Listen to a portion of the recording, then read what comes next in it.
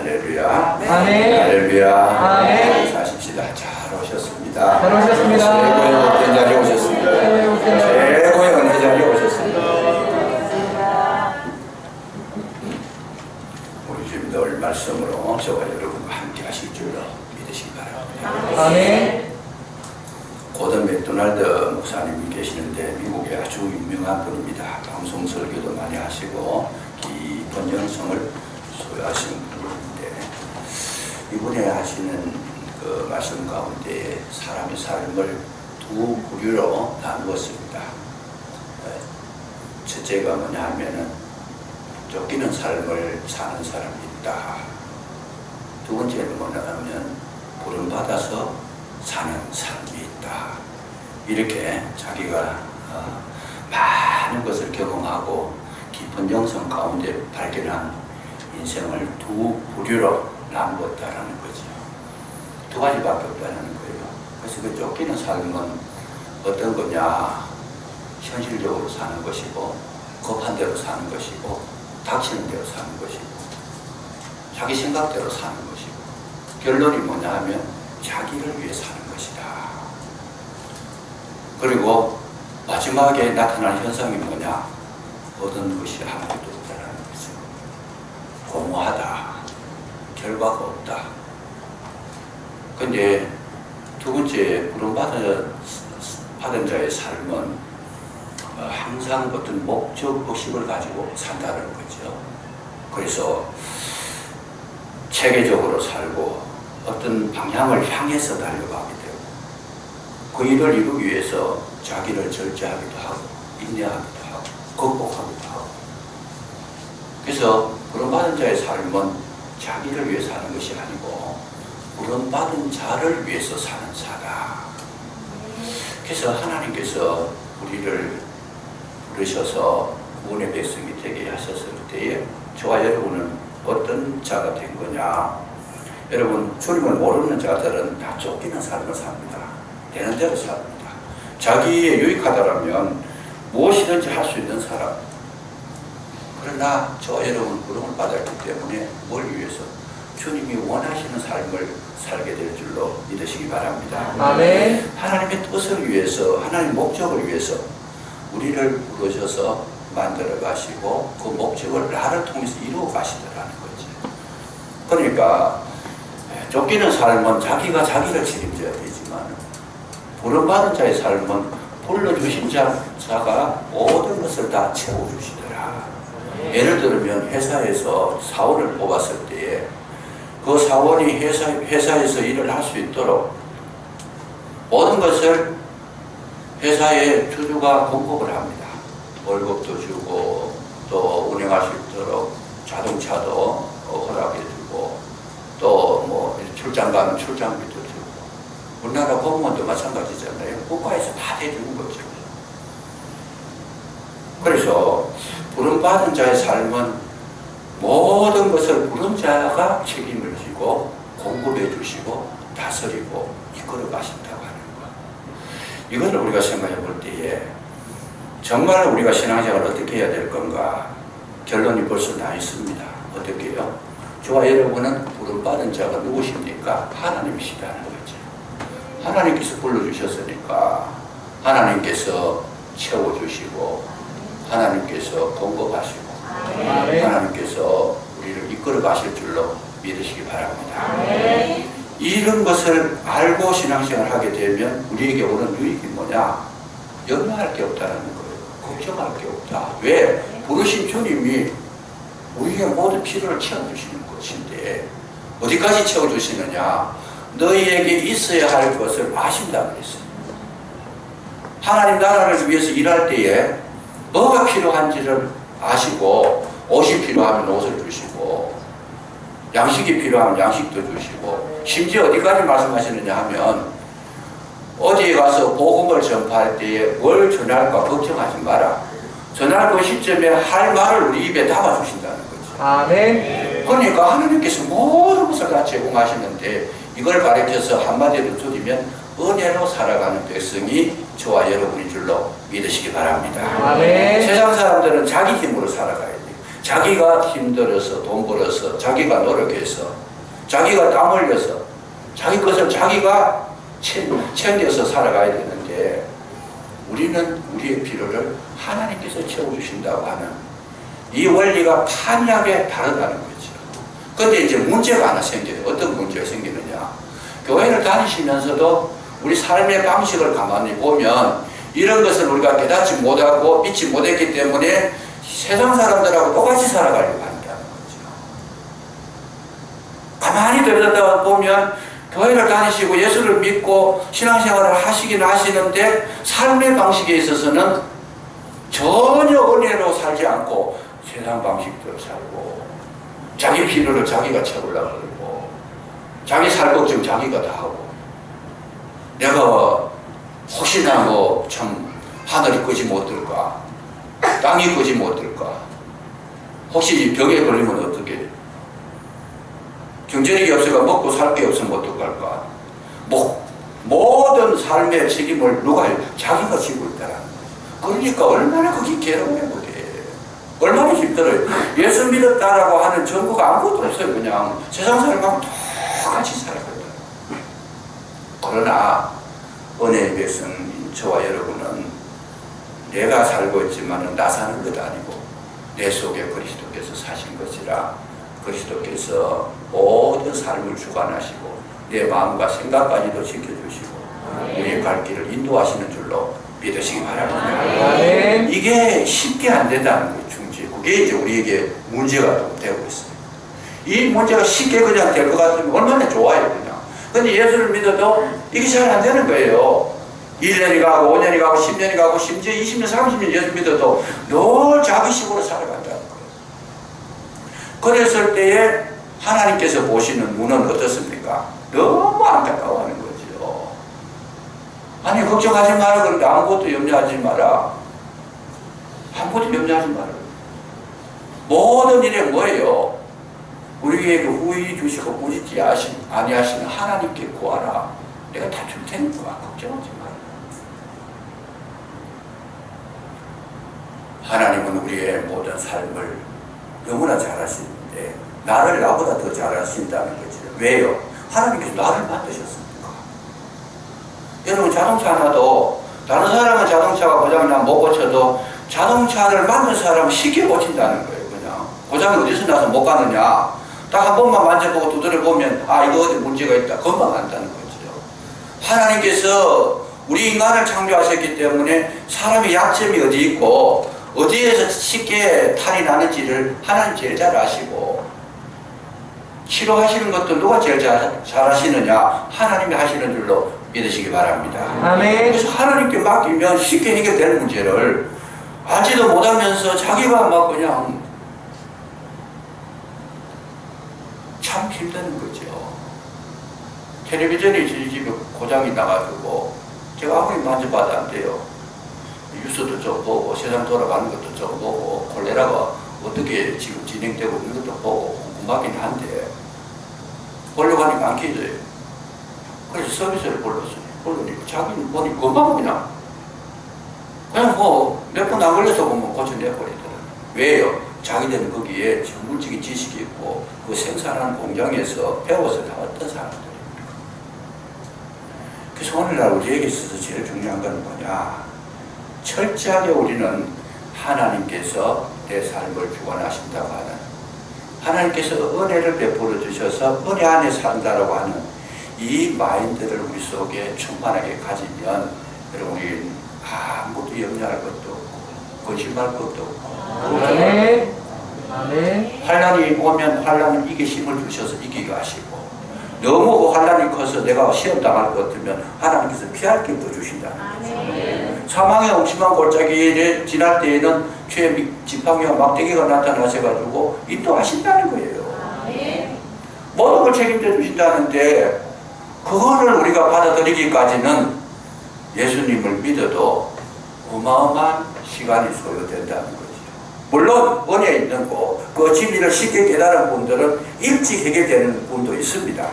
그렇지만 이거를 듣기에 둔하다 그래. 듣기 둔하다. 너희들이 왜 그렇게 듣기 둔하냐? 예수님이 말씀하셨는데도 못 알아들어요. 염려하지 마라. 공중에 나는 새를 봐라. 들에 핀 백합화를 봐라. 저거 누가 먹이느냐? 아니, 공중에 나는 새가 뭘 해요? 농사도 짓지도 안 하고, 곳간에 창고를 지가 양식을 거두어 들이지도 않고, 공중에 날아다니면서 그냥 자유롭게 그렇게 살아가도 새가 굶어 죽는 거 맞냐? 그 말씀이죠. 들에 핀 백합화가 자기가 옷 입으려고 뭐 배짜는 거 맞냐? 옷 만드는 공장을 지어놨냐? 아무것도 안 해도 얼마나 그 백합화가 아름답게 꽃을 피고 제자리에서 얼마나 자기의 삶을 그렇게 향유하고 지났느냐. 염려하지 마요. 그럼에도 불구하고 주님께서 그렇게 강조해 주셨으나 우리는 그게 안 되는 거예요. 사실은. 금방 하나님 말씀 읽고 들었는데 교회 문방만 나가면 꼭 걱정하는 거죠. 이거 어디 가서 사람을 만나야 되는데 저 사람 만나면 뭔 소리 들을까? 회사에 가면 뭐 사업하는 분들은 사업이 안 될까 못 될까? 온통 괴로움과 걱정과 근심 때문에 말씀이 온데간데 없이 다 사라져 버리고 하지 말라는 건 골라서 해버리는 거죠. 걱정하지 마라 그러니까 걱정하고 근심하지 마라 그러니까 근심을 해버리고 염려하지 마라 그러는데 그 염려 자꾸 하다 보니까 우리 몸이 고장이 나버리더라는 거예요. 탈나버린다. 여러분 우리 몸을 하나님께서 우리를 만드실 때 건강하게 만드셨다라는 거예요. 건강하게 만드셨다. 근데 이 몸을 잘 사용을 못하니까 병이 나는 건데 하나님께서 원하시는 뜻대로 사시면 여러분 건강하게 될 줄로 믿으시기 바랍니다. 아멘. 너무 근심하고 걱정하고 스트레스 받으니까 의학자들도 그 얘기합니다. 최고의 질병의 원인이 뭐냐? 스트레스에서 온다는 거예요. 정신적인 문제라는 거죠. 평안하면 질병이 왔다가 또 사라지는데 걱정하고 근심하니까 혈액이 안 돌아가요. 굳어버려요. 동맥이 굳어버려요. 오늘 우리의 삶의 지혜를 어디서 얻느냐? 성경 속에서 하나님의 은혜를 발견하시면 여러분 가장 복 있는 자가 될 줄로 믿으시기 바랍니다. 아멘. 오늘 본문이 이 내용을 보면 기가 막힌 내용을 기록하고 있어요. 20장 1절에 한번 보세요. 1절 보시면 아브라함이 거기서 네게부 땅으로 옮겨가 가데스와 술 사이 거라에 거류했다. 지금 아브라함이 거기서 네게부로 땅으로 옮겨갔다 그랬는데 거기가 어딥니까? 거기가 마물의 상수리 나무들이 있는 곳이다. 창세기 18장 1절에 바로 나오잖아요. 그 창세기 18장 1절에 어떤 사건이 있었어요? 하나님을 만난 자입니다. 마물의 상수리 나무들이 있는 그 자리에서 하나님을 만나고 대화가 있었고 친교가 있었고 하나님과 교통이 있었고 그 은혜를 경험한 자리가 마물의 상수리 나무가 그 자리예요. 그런데 아브라함은 그런 은혜를 경험하고 하나님과 직접 대면해서 대화도 하고 기도도 했던 이 아브라함이 오늘 20장에 와가지고 거기서 떠나서 네게부로 내려갔다는 저 블레셋 땅 쪽으로 완전 저 남쪽으로 내려가 버렸다는 거죠. 왜 내려갔는가? 여기에 뭔가 어려움이 있었다는 거죠. 그 전에 소돔 땅의 뭐 사건 때문에 전쟁이 일어났고 여러 가지 걱정과 근심이 있고 이러니까 내려가 버렸어요. 그것이 있을 수가 없어서 내려가 버렸다. 아브라함이 하나님을 전적으로 의지했더라면 내려갈 이유가 없어요. 그런데 뭔가 모르게 걱정거리가 생겼다는 거죠. 정확한 걱정거리는 기록을 안 해놨기 때문에 모르겠는데 뭔가 떠날 수밖에 없는 상황이 됐다는 거예요. 내려가 버렸어요. 이 아브라함이 두 번째 경험했는 건데 여러분 창세기 12장에 또 보면 뭐예요? 가나안에 들어가서 뭔가 살려고 했더니 거기에 기근이 들어가지고 애굽으로 내려갔더라.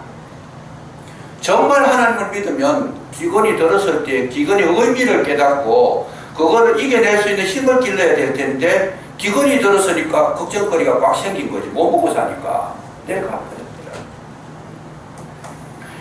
아브라함만 그런 것이 아니고 오늘 우리도 모든 신앙생활 하시는 분들 가운데에 현상이 다 이렇게 나타나고 있습니다. 은혜의 자리를 떠났다는 거예요. 하나님께서 지정해 주신 그 자리, 복된 자리, 친교했던 자리, 주님과 대화했던 그 자리, 하나님과 함께 했던 그 자리를 떠나버렸다는 거예요. 왜 떠났어요? 하나님을 온전히 신뢰하지 못하니까. 은혜를 온전히 충만하게 경험하지 못하니까 떠나버린 거지. 오늘 우리에게 있어서 가장 중요한, 가장 큰 문제가 뭐냐?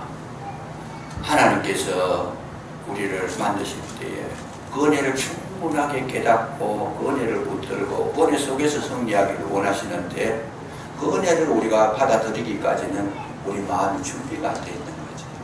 그거 믿으려고 하니까 하나님께서 내가 너를 다 책임지겠다고 말씀해 주셨는데 그 책임져 주신다는 그 말을 받아들이기까지는 우리가 너무 벅찬 거예요. 그게 정말 그럴까? 아무것도 없는데, 기분이 들었는데, 먹고 살 것이 없는데, 농사가 안 되는데 아무것도 걱정하지 마라, 내가 책임져 주겠다, 그 말이 먹히 들어가겠어요? 그냥 우리 현실 문제잖아요. 현실 문제. 지금 당장 문제가 생겼는데 이거 하나님께서 계속 거기 있으라 그러면 우리 생각이 어떻게 생각했어요? 아이고 안 되는데 여기 있어가지고. 아브라함이 그래서 두 번째 무너진 건데 계속 이런 생각 때문에 계속 무너진 거예요. 지금 이거는 뭐예요? 아직 은혜의 깊은 단계에 들어가지 못했다는 증거입니다. 이렇게 은혜의 자리를 떠나서 어려움을 당한 사람들이 성경에 많이 나타납니다. 엘리멜렉이라고 하는 사람, 루키서 읽어보시면 거기에 베들레헴에 기근이 들었어요. 그러니까 먹고 살기가 힘들고 어디로 갔어요? 모압 땅으로 내려갔더라. 모압 땅에 내려가가지고 엘리멜렉, 그러니까 아내가 나옴인데 엘리멜렉 남편이 죽고 아들 둘 말론과 기론이 죽고 빈털터리가 됐어요. 완전히 그냥 은혜의 자리, 베들레헴이 떡집인데 하나님의 말씀 은혜가 있는 축복의 장소인데 그걸 떠나버리니까 자기는 살려고 갔어요. 왜 살려고 갔어요? 여기 더 굶어 죽겠으니까 간 거예요. 그래 갔는데 은혜의 자리를 떠나고 나니까 더 심각한 문제가 생겼다는 거죠. 오늘 이런 실수들을 굉장히 많이 합니다. 누가복음 10장에 보면 강도 맞는 자가 나오는데 예루살렘에서 여리고로 내려가다가 아니 그 예루살렘이면 하나님께서 보호해 주시고 지켜주시는 그 장소인데 그 장소에서 여리고로 내려가다가 이방 땅 내려가다가 강도를 만난다는 거죠. 왜 내려갔겠어요? 저는 여기까지 생각을 해보니까 우리가 그런 하나님의 약속의 말씀을 받을 만한 아직 그릇이 준비가 안 됐기 때문에 현상적인 현상을 보기 때문에 이 현상이 이렇게 어려운데 해결을 못하니까 떠나는 거잖아요. 그러나 정말 하나님을 신뢰하게 되면 어떻게 됩니까? 그 자리를 지키는 것이라는 거죠. 그래서 우리가 지금 있는 자리, 이 자리, 여러분이 교회도 그래요. 여기 하나님께서 내게 이 교회를 나가라고 했을 때에 여기가 가장 복된 자리인 줄로 믿으시기 바랍니다. 교회 다니다가 일이 좀 안 돼도 전혀 의심할 거 없어요. 왜요? 그 시간이 지나고 나면 하나님의 은혜를 깨닫고 그 시간에 하나님께서 역사하시는 것을 다 경험하고 나면 그 뒤에 어마어마한 것을 예비해 놓으셨다는 거죠. 그러니까 그 자기 자리를 충실하게 지키고 하나님의 은혜를 경험하고 바라고 기도하면서 주님의 그 말씀 속에 중심을 잡고 서 있으면 어느 때가 지나고 나면 그 죽을 것 같은 고통의 때가 지나고 나면 그 이후에는 무한정한 세계가 축복의 세계가 열려질 줄로 믿으시기 바랍니다. 이런 것을 우리가 배우는 거예요. 신앙생활을 왜 자꾸 교회 왔다 갔다 해야 되느냐? 왜 죽을 때까지 우리가 교회 다녀야 되느냐? 아니 뭐 교회 많이 다녀가지고 단련돼가지고 뭐 운동선수처럼 싸움 잘할 것도 아니고 결국은 신앙생활 우리가 예배드리고 말씀을 연구하고 깊이 들어가고 이 영성을 키운다는 그것 때문에 신앙생활 오래 하는 건데 결국은 뭡니까? 이런 믿음의 단계를 우리가 체득하기 위해서 몸으로 체득하기 위해서 이렇게 예배드리고 말씀 듣는 거예요. 근데 10년이 지나고 20년이 지나고 30년이 지나도 이런 은혜를 경험하지 못하면 또 바람에 나는 겨와 같이 자기 기분에 따라 옮겨버리고 자기 생각에 따라 떠나버리고 그냥 자기가 하고 싶은 일만 하고 자기에게 직분을 맡겨주다 보면 그거 아무것도 아니다 하고 막 버려버리고 이런 단계를 계속 반복하다 보면 결국은 은혜를 경험하지 못하게 되고 평생을 쫓기듯이 사는 사람이 되는 거예요. 평생을.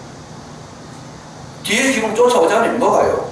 가난이 쫓아오고 물질, 질병이 쫓아오고 이거 뭐 원수가 쫓아오고 막 맨날 쫓기는 삶을 살아가는데 하나님께서 나를 지켜주시면 그 쫓아오는 그 자를 누가 해결해야 돼요? 내가 해결 못하는 거예요. 그럼 누가 해결해요? 하나님께서 이스라엘 백성에게는 홍해를 열어서서 바다를 물을 해결해 버리시는데 애국 사람들이 들어왔을 때 쫓아오는 그들을 누가 해결합니까? 하나님께서 물을 닫아버렸다는 거예요.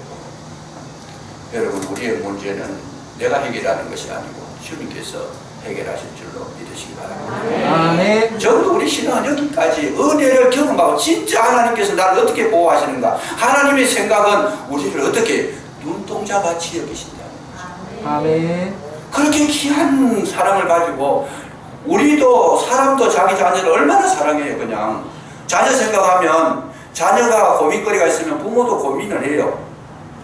자녀 때문에 괴로움을 겪는다는데 하나님께서 너희들도 그래 하는데 하나님께서 너희보다 못할 것 같으냐, 그렇게 말씀하시잖아요. 지금 하나님의 사랑이 너희들보다도 못할 것 같으냐.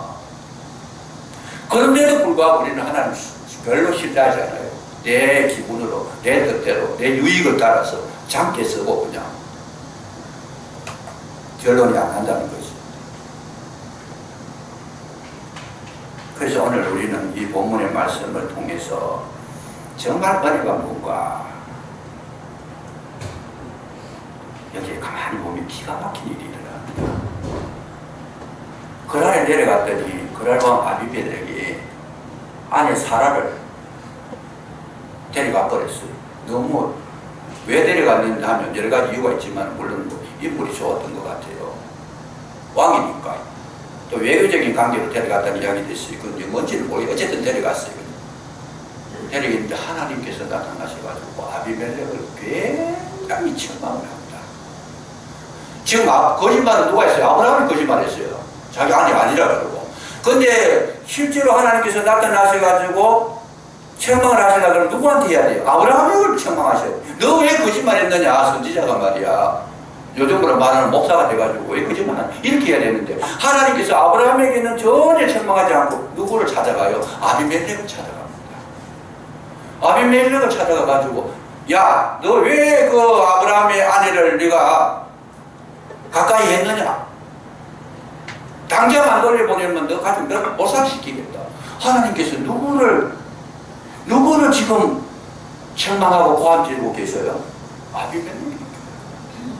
왜 아비멜렉을 생각하고 억울한 거예요? 아니 내가 그런 게 아니고 아브라함이 그렇게 이야기해가지고 그랬는데 그래 나도 그거 안다. 그러니까 너를 당장 죽이지 않고 내가 경고하는 거 아니냐. 빨리 돌려보내라.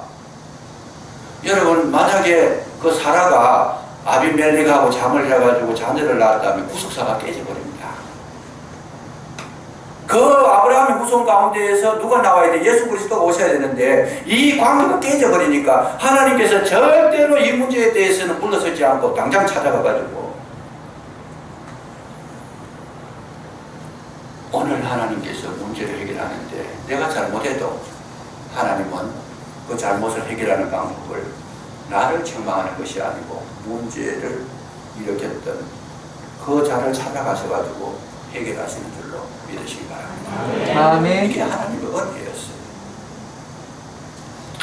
기가 막힌 거예요. 진짜. 아브라함을 책망한 것이 아니라는 거죠. 하나님께서 왜 이렇게 하셨느냐? 은혜를 경험하게 하는 거예요. 지금. 하나님께서 너를 얼마나 사랑하는지 봐라. 은혜를 간접적으로 보게 하는 거예요. 지금 자기가 잘못했는데 자기를 암묵하고 저를 모욕하니까, 그리고 막 그냥 아내를 돌려보낼 뿐만 아니고 여기에 뭐 여러 가지 막 복식도 주고 막 여러 가지 주고 하니까 아브라함 그거 보고 마음이 은혜가 되는 거죠. 사실은 그 은혜를 주셔서 키워가는 거예요. 아브라함을 은혜의 인물로 지금 키워가고 있는 중이라는 거죠. 더 중요한 것은 아브라함에게 하나님께서 나타나셔가지고 예를 들면 너 아비멜렉에게 가가지고 나는 하나님의 종인데 너 나 건들면 죽어, 이렇게 하도록 안 만들었다는 거죠. 아브라함에게 하나님 나타나셔가지고 너 가서 이야기해라. 아비멜렉한테 가서 나는 하나님 보낸 종인데 선지자인데 너 나 잘못 보이면 나한테 잘못 너 죽어. 그러면 그 아비멜렉이 고개 숙이겠어요? 절대로 고개 안 숙입니다. 한번 해봐라. 그냥 이렇게 나오거든요. 그런데 오늘 본문에 보면 하나님께서 나타나셔가지고 7절에 보면 이제 그 사람이 아내를 돌려보내라. 그는 선지자라. 누가? 하나님께서 선지자라고 가르쳐줘요. 아브라함이 선지자다. 그러니까 이 문제가 간단하게 해결이 되잖아요. 간단하게 해결되잖아요. 아무도 거기에 뭐 상처받을 것도 없고 은혜로 해결이 되는데, 예를 들면 이런 거, 이게 어떤 현상이냐 하면은, 교회에 만약에 예를 들어 건축을 하는데 목사가 기도를 열심히 해가지고 기도 중에 하나님께서 목사에게 나타나셔가지고 아무개 김 집사가 돈이 많으니까 거기 가서 건축원금 1억 내놔라 그래라. 만약에 기도에 그걸 응답받았다 치고 가서 집사님 내 응답받았는데 돈 1억 건축원금 내놓으시오. 그럼 무슨 일 하겠어요? 아니 목사님은 그걸 가지면 난 받은 거 없는데 안 내놓지요. 근데 만약의 경우에 아니 하나님께서 김지사를 찾아가가지고 나는 하나님이다, 예수님, 예수다, 너 교회 건축하는데 네 재산 어디 얼마 있고 얼마 있고 감춰놓은 것도 있고 하니까 그거 다 꺼내가지고 헌금해라. 그러면 너는 복을 받을 것이고 순종 안 하면 너는 태에 문도 닫아버리고 너 가족 늘 없애버리겠다. 만약 그렇게 하시진 않겠지만 만약에 그렇게 했다라면 국힘지사가 거기들 당장 이렇게까지 올 거예요. 그냥 그렇지 않겠어요? 목사가 그거 가면 사기 7분밖에 안 돼요. 그거 가지고 아니 자기는 안 받았는데 나 목사가 와서 받았다고 내놔라고 가면 저 목사가 저 이상하네, 사기꾼이가. 하나님께서 장본인한테 찾아가신다. 이게 은혜라는 거예요. 그래서 찾아와가지고 목사님 이런 감동을 받았는데 제가 드리겠습니다. 이러면 목사는 뭐예요? 은혜에 감동하는 거죠. 지금 현상, 이런 현상이라는 게 이런 현상. 감동을 버리는 거죠. 우리 교회 건축할 때에 그랬습니다. 우리 교회 건축할 때 건축 작정을 시키긴 했어요. 종이 내가지고 뭐 이렇게 자유롭게 세면 한 포대부터 해가지고 뭐 500만, 100만, 1000만 원 이렇게 했는데 그거 내는 데 대해서 전혀 신경 안 썼어요. 하시고 싶은 대로 하십시오. 근데 어느 날 멀리 우리 교회 다니다가 떠나신 분이 전화가 왔어요. 저한테 전화가 와가지고 저는 어디로 갔는지 어디 계시는지도 몰랐죠. 우리 교회 다니시다가 떠난 분인데 전화가 와가지고 목사님 기도하는 가운데 막 생각이 막 나는데 그때 내가 교회 그 다닐 때에 하나님 앞에 헌금하기로 50만 원 작정을 했는데 이제 생각이 났습니다. 건축하는지도 몰라요. 이제 생각이 났는데 이거 보내드릴게요. 정확하잖아요. 하나님께서 그거를 감동시켜 생각나게 하셔가지고 은혜로 마음을 주셔가지고 보내니까 받는 저도 은혜가 되고 보내시는 분도 하나님께서 감동을 주셔가니까 드리고 나서 얼마나 그분이 은혜가 되는지. 그래가지고 50만 원을 보내주셨는데 그분은 학교 다니는데 장학금 200만 원 받았대요. 그리고 학교 장학생으로 미국 유학까지 갔어요. 50만 원 들고 나서. 그러니까 그것도 은혜가 되고 목사도 은혜가 되고 막 그 건축은 건축되고. 하나님께서 하시는 일은 여러분 모두를 다 은혜 되게 하고 복 되게 하고 아멘. 줄로 믿으시기 바랍니다. 아멘. 이렇게 일하시는 것이 올 현장에 이 지금 창세기 20장에 나타나는 아브라함의 그 아비멜렉과의 그 관계를 나타내는 거죠. 오늘 우리에게서 일을 하는데 누가 하세요? 주님께서 하시는 거죠. 주님께서. 사도 바울이 사도행전 16장에 보면 그 어디를 전도를 하러 갈까? 아시아로 가려고 마음먹었는데 누가 하나님께서 그 마게도냐인을 보내가지고 우리를 와서 도우라. 누가? 바울은 그쪽에 갈 생각도 안 했어요. 그런데 하나님께서 그를 보내가지고 환상국이 나타나가지고 우리를 도우라.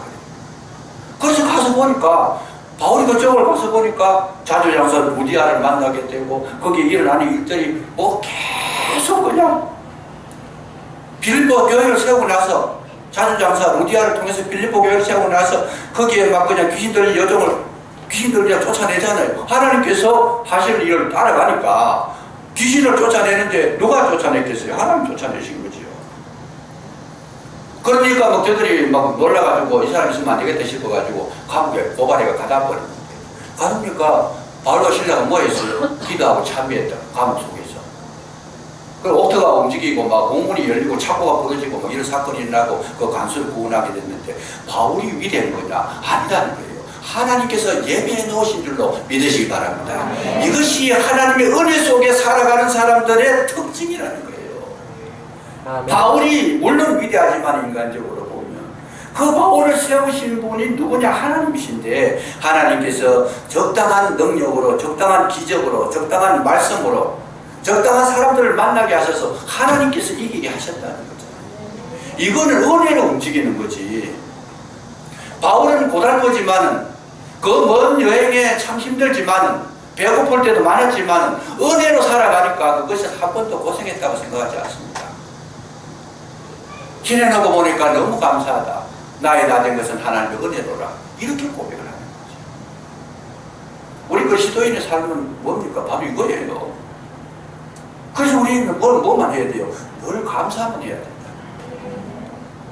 늘 하나님만 찬양한다. 이렇게 하나님께서 세밀하게 살펴주시는데 이렇게 세밀하게 살펴주시는데